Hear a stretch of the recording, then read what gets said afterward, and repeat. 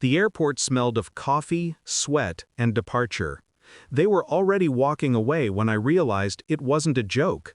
Mary didn't even turn back. Just one quick glance, cold, dismissive. Our son trailed behind her, holding his aunt's purse. Her brother was laughing, loud, careless. Then came the words, sharp as glass. "You're in the way, Daniel, you and the chair.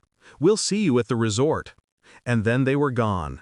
I stood there beside Lily, Mary's niece, her small hand gripping the wheelchair armrest.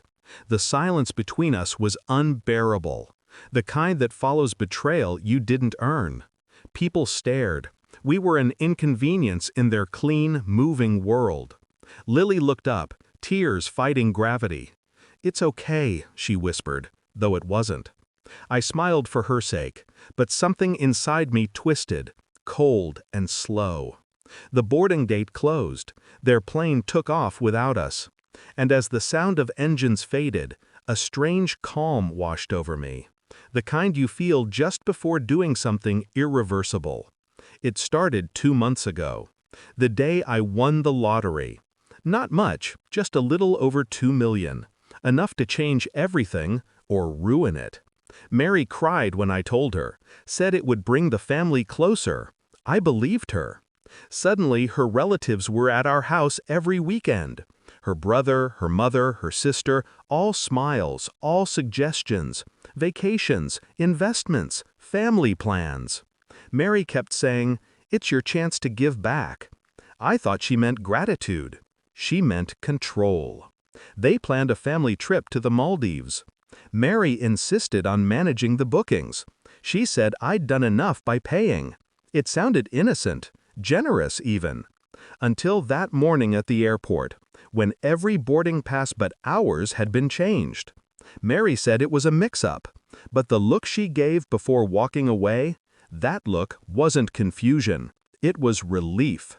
That was when I stopped loving her, not because she left me, but because she left Lily. Lily fell asleep in the waiting lounge, head tilted against her wheelchair. I stared at the boarding screens, then at my reflection in the glass, expressionless, foreign. Mary texted once, "Sorry, Daniel, it was last minute. We'll talk later." I didn't reply. Instead, I opened the airline app, checked her new itinerary. She hadn't just left us behind. She'd changed hotels, upgraded to a private villa, and listed herself as the primary traveler. No mention of me. That night, I called the resort, spoke to the manager, told him I wanted to surprise my family with an early gift. I asked for access to their booking details. He sent everything: charges, names, dates, even her requested romantic dinner setup. 2 guests, Mary and Robert, her sister's husband. The air went still around me.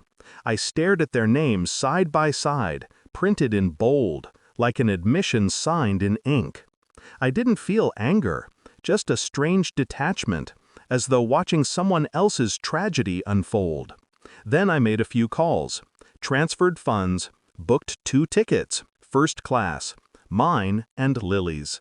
We weren't going to the Maldives, we were going somewhere quieter, somewhere the silence would finally make sense. They arrived at the resort the next morning. Mary texted a photo, cocktails, sunset, laughter. Robert's reflection visible in her sunglasses. I sent her a message, "You forgot your wedding ring on the dresser." She didn't reply. A few hours later, the manager called her room, told them their reservation had been flagged for fraudulent payment activity, their villa access revoked, cards frozen. Panic erupted.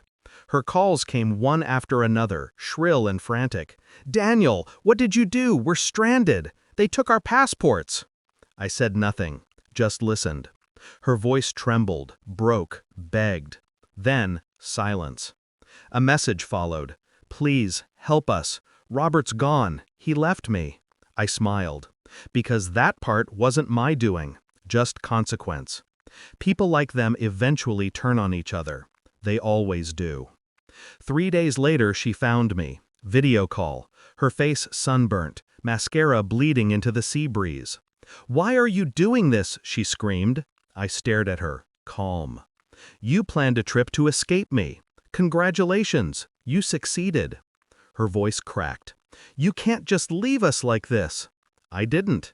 I turned the camera slightly, showing Lily in the background, smiling, safe, eating ice cream.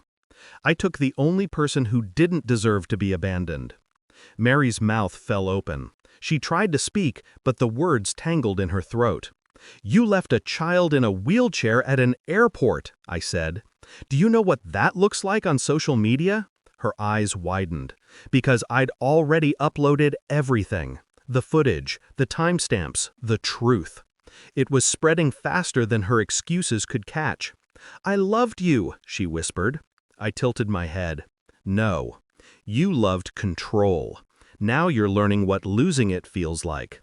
Then I ended the call. The ocean outside our hotel in Phuket is calm tonight. Lily laughs every time the waves chase her chair wheels. She thinks we're just on vacation. Maybe we are. Mary's family is in ruins. Her brother fired, her sister divorced. Mary herself publicly shamed, financially frozen, legally tangled. All from one family trip. Sometimes I wonder when exactly I stopped being angry. Maybe when I realized revenge isn't fire, it's ice. Lily asked me today if I still love her aunt. I told her, love doesn't disappear. It just outlives its usefulness. When the phone rings now, I let it. Her name still flashes, still begs. I don't answer. Because I already did, at the airport, the moment she turned away. Some losses burn, others purify.